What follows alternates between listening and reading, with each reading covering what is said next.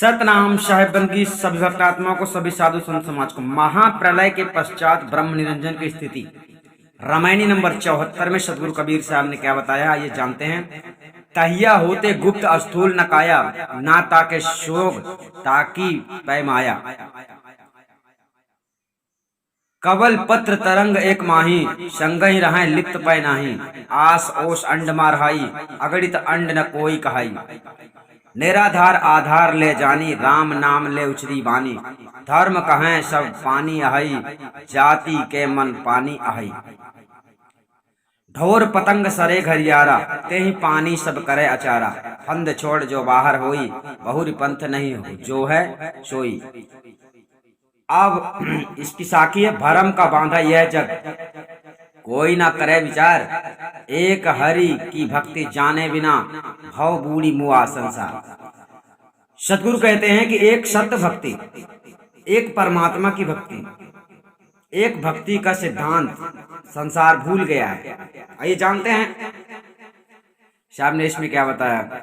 सदगुरु कबीर साहब इस रामायणी में महाप्रलय के पश्चात जड़ प्राकृतिमय सृष्टि की उत्पत्ति, प्रलय आदि का कर्ता ब्रह्म निरंजन की क्या स्थिति रहती है और सृष्टि की उत्पत्ति होने के पश्चात मानव समाज में किस प्रकार का आचार विचार का प्रचार हुआ इत्यादि रहस्य का विवरण करते हैं। उस समय महाप्रलय होने के पश्चात अर्थात सृष्टि रचना के पूर्व यह स्थूल रूप जगत प्रपंच गुप्त था, कार्य रूप से नहीं किंतु कारण सूक्ष्म रूप से विद्यमान था। अतः उस समय स्थूल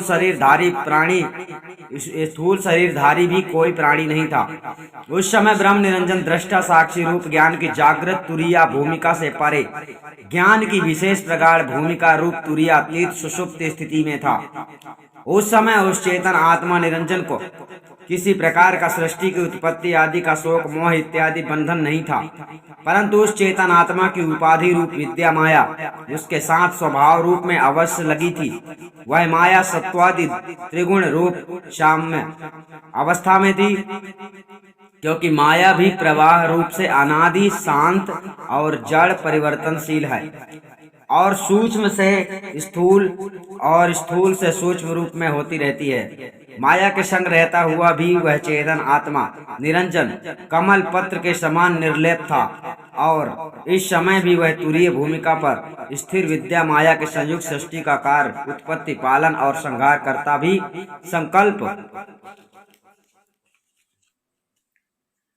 संकल्प मात्र से प्रकृति मंडल संसार के साथ ही रहता हुआ निर्लेप रहता है। उस महाप्रलय काल में वायु अग्नि जल और पृथ्वी ये चारों जड़ तत्व ओष कण की तरह सूक्ष्म परमाणु रूप में शून्य मंडल में भरे हुए थे और वे जड़ परमाणु अनंत थे।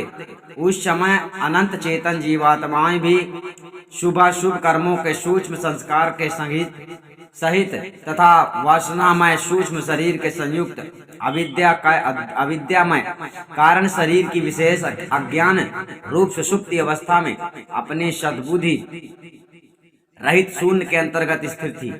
क्योंकि सुषुप्त निद्रा रूप अवस्था भी दो प्रकार की है। एक तो ज्ञान की विशेष प्रकार सुषुप्त निद्रा रूप अवस्था है, उसका स्थान ज्ञान की जागृत रूप दृष्टा साक्षी तुरीय भूमिका से परे ब्रह्मांड में है, और दूसरी अज्ञान की विशेष प्रकार निद्रा रूप सुषुप्ति अवस्था है। सुषुप्ति अवस्था का स्थान पिंड के अंतर्गत हृदय है। अतः जब निरंजन आत्मा के द्वारा सृष्टि रचना हुई तब जीवों ने शरीर पाकर शुभाशुभ अर्थात अच्छे और बुरे पुण्य पापादि कर्म किए, जिसकी फल प्राप्ति की आशा के ओस कण को चाटते हुए अनंत प्रकार के शरीर रूपी ब्रह्मांडों में तथा अनेक प्रकार के प्रदेश रूपी ब्रह्मांडों में जाकर रहने लगे। क्योंकि अज्ञानी लोगों की आशा के विषय ओस कण के समान रहती है। जैसे तृण पर ओस कण मोती के समान चमकता है, परंतु पवन लगने पर तुरंत नष्ट हो जाता है, वैसे ही अज्ञानियों की आशा के विषय भी तुरंत नष्ट हो जाते हैं। अंडन यह बहुवचन है, जिसका अर्थ है अनगिनत अर्थात असंख्य ब्रह्मांड, जिनको कोई कह नहीं सकते हैं। जिसको जानकर ज्ञानी पुरुष संसार में असंग रहते हैं। वह ब्रह्मांडी आत्मा ब्रह्म निरंजन स्वयं निराधार होता हुआ भी अन्य सर्व जड़ प्राकृतिक मंडल विश्व का आधार अधिष्ठान है। ऐसा जानकर आदि सृष्टि में सर्वप्रथम आदि शक्ति महामाया आद्या देवी के उपदेशानुसार ब्रह्मा विष्णु शिव तथा सनकादि महर्षियों ने प्राण वायु को ब्रह्मांड में चढ़ाकर ध्यान किया। तदनंतर ब्रह्मांडी आत्मा निरंजन ने शून्य गुफा ब्रह्मांड में राम नाम की ध्वनि को प्रकट किया। अतः उसी राम नाम को लेकर उक्त त्रिदेवों ने तथा सनकादि ज्ञानी भक्त ऋषि मुनियों ने नाना प्रकार की वाणी उच्चारण कर अर्थात कथन कर संसार में प्रचार किया है। अतएव सदगुरु कहते हैं, ब्रह्मा विष्णु शंभु सनकादि सब मिलकीनी शून्य समाधि कौन नाम सुमरो करतारा कौन ही नाम ध्यान अनुसारा। सब ही शून्य में ध्यान लगाए स्वाति स्नेह सीप ज्यों लाए। तब निरंजन यतन विचारा शून्य गुफाते शब्द उचारा। रारा शब्द उठा बहुबारा माँ अक्षर माया संचारा। दो अक्षर सम कर राखा राम नाम सब हिंस अभिलाषा।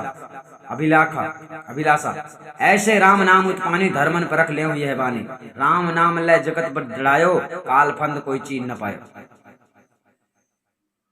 यानी मनुस्मृति धर्मशास्त्र का कथन है कि स्थूल जगत रचना के पूर्व सर्वत्र जल ही जल था, तो उसी जल रूप रज वीर से सबके शरीर बने हैं। तो बतलाइए कि किसी मनुष्य के छू देने से कूप ताड़ागादि तालाशय जलाशय बिना कारण के कैसे अशुद्ध यानी छूत हो सकते हैं। अतः उसकी कल्पित जाति को मन में मानकर आप लोग जलाशयों को बिना कारण ही अशुद्ध मान लेते हैं।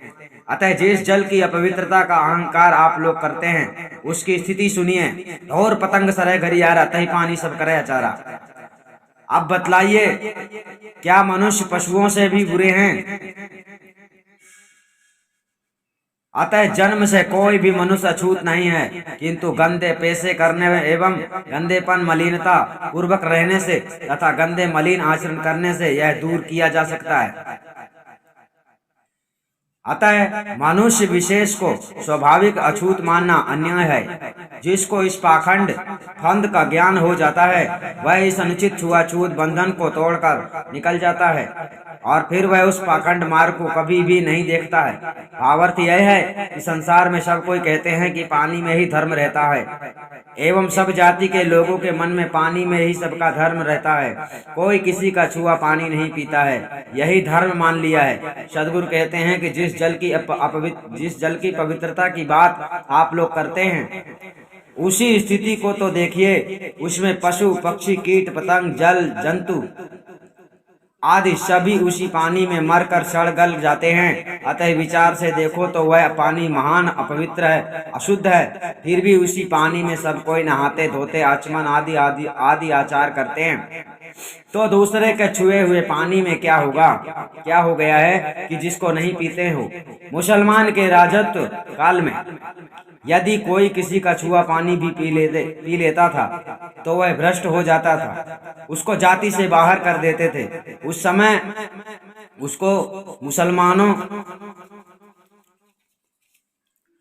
मुसलमानों की ही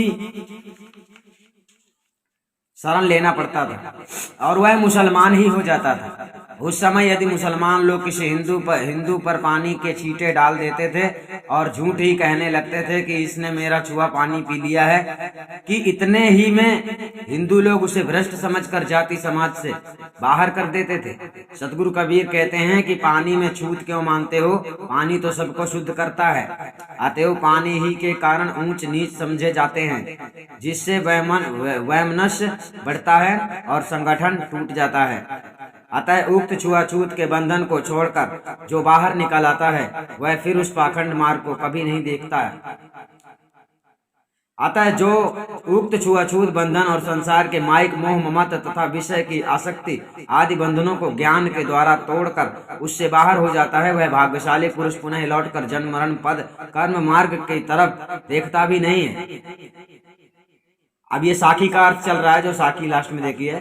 इस संसार में सभी लोग ऊंच नीच छुआछूत जात पात नाना देवोपासना पूजा तथा पंच देवोपासना अवतारोपासना और वेदोक्ति अगादि कर्म कांड तथा विचारे मूक पशुओं के देवी देव भूत प्रेतों के नाम से बलि देने और महान उपकार करने वाली गाय की खुदा के नाम से कुर्बानी आदि करने और अनेक मत संप्रदाय के परस्पर के द्वेष भावपूर्वक झगड़े इत्यादि के भ्रम बंधनों में बंधे हुए हैं, उसका कोई भी विचार नहीं करते हैं। अतः सभी लोग, क्या हिंदू क्या मुसलमान आदि, नाना प्रकार के कल्पित असत्य पक्षपात के गर्त गड्ढे में पड़े हैं। अतः सर्व पापादि कर्मों को तथा जन्म मरणादि सर्व दुखों को हरने वाला अर्थात विनाश करने वाला एक सर्व से परे निराधार महान शुद्ध विशुद्ध जो महाचेतन परम पुरुष परमात्मा है, उसकी विशुद्ध भक्ति का भेद जाने बिना सारा संसार भवसागर में डूब कर मर गया तथा मर रहा है। अर्थात पुनरपि जन्मम पुनरपि मरणम पुनरपि जन्ने जठरे शयनम। अतएव वह लोग सदैव जन्मते मरते ही रहते हैं। अतः जो सच्चे निरपेक्ष विचारशील जिज्ञासु नर नारी भक्त समाज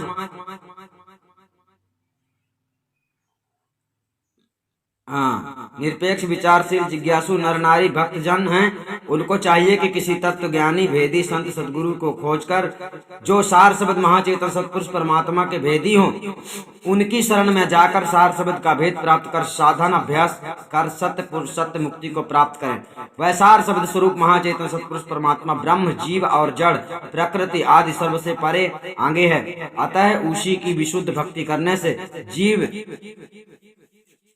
उत्पत्ति प्रलय के चक्र से तथा जन्म मरण आदि सर्व बंधनों से छूट सकता है, अन्यथा नहीं। यहाँ पर सदगुरु की वाणी है, साखी है, ब्रह्म से जग उपजा कहत सयाने लोग, ताहि ब्रह्म के त्याग बिन जगत न त्यागन योग। ब्रह्म जगत का जीव है, ब्रह्म जगत का बीज है, जो नहीं ताको त्याग, जगत ब्रह्म में लीन है, कहो कौन बैराग। यहाँ पर आपको समझ लेना है कि सदगुरु कबीर साहब का आदेश है कि आपको भेदी सदगुरु के शरण में जाकर सार शब्द भेद प्राप्त करना चाहिए। सार शब्द भेद प्राप्त हो जाता है, इसका मतलब आपको आत्मा परमात्मा का परिचय हो जाता है।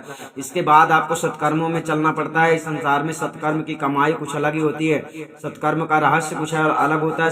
सत्कर्म में चलने का मतलब होता है निरंजन के फंदों से बच के रहना, निरंजन की चालाकी से आप लोगों को बच के रहना है। कहने का तात्पर्य गलती नहीं करना, इसलिए संविधान को समझना है। सत्य का संविधान क्या है, सतगुरु की भक्ति का संविधान क्या है। हम आपको फिर मिलेंगे सतनाम साहिब।